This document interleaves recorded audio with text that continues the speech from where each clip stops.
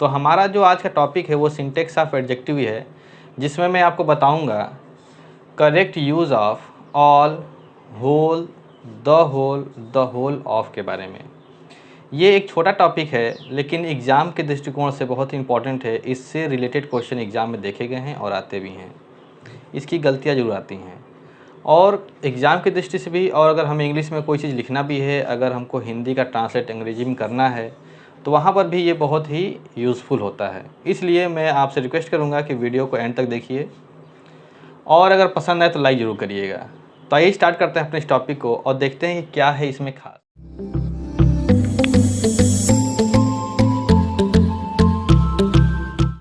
तो देखिए, ऑल का जो हिंदी अर्थ होता है वो किस लिए होता है, ऑल का यूज किसके लिए किया जाता है? देखिए, सब या सब के अर्थ में, यानी कह सकते हैं कि ऑल का जो हिंदी अर्थ है वो सब या सब के सब का होता है। वहीं होल का जो अर्थ होता है वो समूचा या संपूर्ण के अर्थ में होता है। चूँकि ये दोनों एडजेक्टिव हैं तो ये किसी न किसी नाउन से पहले ही आएंगे, यानी कि इनके बाद कोई नाउन ही होगा। अब देखिए, ये जो होती है ऑल, ये कोई संख्या को प्रकट करती है और होल जो है कोई संख्या को नहीं बताती है, संख्या को ये नहीं बताती है, जबकि ऑल जो है किसी संख्या को बताती है। अब देखिए, कुछ एग्जाम्पल के माध्यम से जरा समझना चाहें। ऑल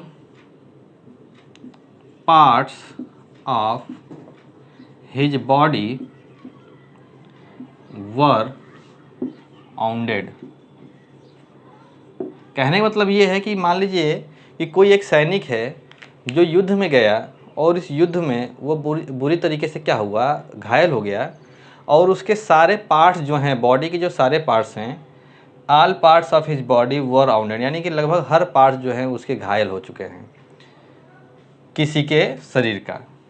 अब यहाँ पर ऑल पार्ट्स का मतलब ये हुआ कि संख्या बता रहा है, पार्ट्स गिनने वाली चीज़ है। शरीर के पार्ट्स गिन सकते हैं, 10 पार्ट्स, 12 पार्ट्स, जितने भी पार्ट्स हो सकते हैं हम गिन सकते हैं।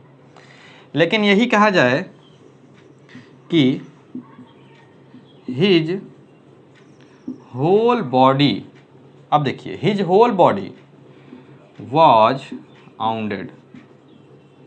अब इसका मतलब क्या हुआ कि उसका संपूर्ण शरीर, पूरा शरीर, अब इसमें कोई गिनती नहीं है, यहाँ पर गिनती है, संख्या है, पर संपूर्ण में कोई संख्या नहीं आ रहा, ये पूरे शरीर की बात हो रही है।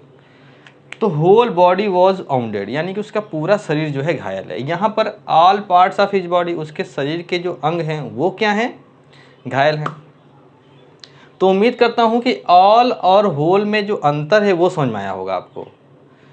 अगर अभी भी नहीं समझ में आया तो सपोज़ एक एग्जांपल और दूंगा आपको। जैसे मान लीजिए कि आपके सामने कुछ खाने के लिए ले आया गया। अब खाने के लिए जब लाया गया तो उस, मान लीजिए एक प्लेट है, उस प्लेट में कोई फ्रूट्स या कोई फल, कोई भी चीज़ रखा हुआ है। मान लीजिए कि हमारे सामने सेब रखे हैं 4।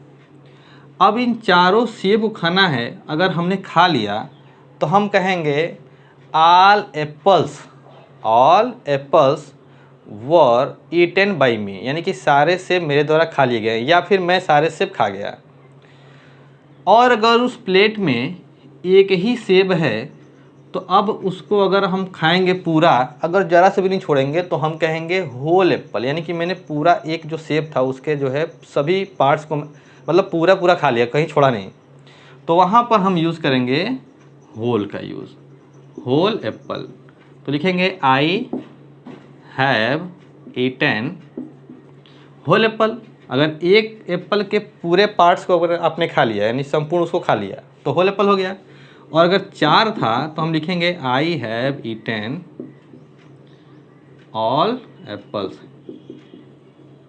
तो यहाँ पर 4 या 5 या 6 जितने भी एप्पल्स हों तो वहाँ पर ऑल का यूज़ कर लेंगे। तो ये था ऑल और होल का यूज़। समझ में आया आपको?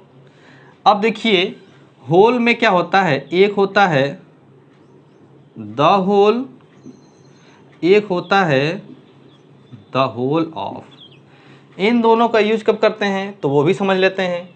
देखिए, इन तीनों का अर्थ तो एक ही है, संपूर्ण का ही होता है, चाहे वो होल हो, चाहे द होल हो, चाहे द होल ऑफ हो। अब देखिए द होल के बाद हम जो यूज़ करेंगे वो नाउन कैसा होगा, वो आपका यहाँ पर प्रॉपर नाउन होगा। अगर ऑफ लगा है तो यहाँ पर प्रॉपर नाउन होगा, और यहाँ जब होल लगा होगा तो वो कॉमन नाउन होगा, और दोनों के दोनों क्या होंगे, सिंगुलर होंगे। इस बात को ज़रा ध्यान समझिएगा आप। द होल के बाद हम कॉमन नाउन का यूज़ करते हैं, जैसे कहा जाए पूरा शहर जो है परेशान है, तो हम एग्जाम्पल में अगर कहें इसके लिए द होल का, तो हम लिखेंगे द होल टाउन, आगे जो भी लिखना है। और अगर हम प्रॉपर नाउन लिखेंगे, यानी कि जैसे द होल ऑफ इंडिया, तो देखिए यहाँ पर इंडिया एक प्रॉपर नाउन है और टाउन एक कॉमन नाउन है, तो कॉमन नाउन से पहले केवल होल लिखेंगे और प्रॉपर नाउन से पहले हम लिखेंगे द होल ऑफ। तो स्टूडेंट्स, उम्मीद करता हूँ कि आपको होल, द होल ऑफ समझ में आया है, साथ ही साथ ऑल भी समझ में आ गया है। इन दोनों में जो डिफरेंस होते हैं ये भी समझ में आ गया है। अगर आपको ये वीडियो अच्छा लगा है और मेरा टॉपिक समझ में आया है तो वीडियो को लाइक कर दें, अगर नए हैं तो सब्सक्राइब कर लें और अपने दोस्तों को शेयर भी कर दें। Thanks for watching.